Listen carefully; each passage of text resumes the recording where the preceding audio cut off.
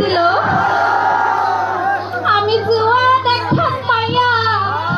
পুরা জামার কাছে আমার পাওয়াই দিল বিয়া তারপরে হলো কি বুইড়া জামাই আমি তো খালি কাজ করি যতই কাজ করি যখনই খাইতে দেই তখনই বলে কি যে রান্না করছো গোলাপি সব খালি গোবরের মতো স্বাদ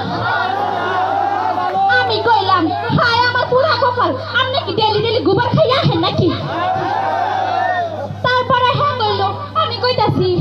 আপনার লগে 3-4 মাস ধরে সংসার করতাছি আমি কি পাইছি তখন সে কইতাছে তুমি কিছু পাইছো না বালাই করছো আমি তোমার সাথে সংসার কইরা তোমার রান্না খায়া কি পাইছি জানো আমি বললাম কি তখন বলল পেটের অসুখ আর আমাশয় আমার রান্না কি এত খারাপ খুব রাগ উঠলো পরে কইলাম বেটা তোরে যাও মাথা রাখতাম তোরে তোর মাথা কই আমি নাচি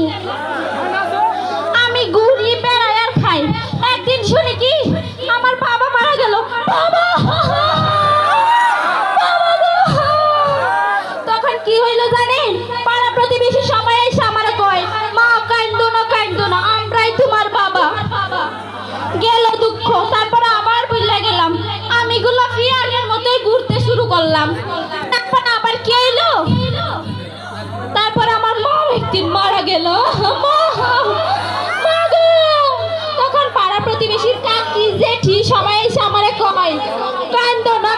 না গোলাপি আমরাই তো তোমার মা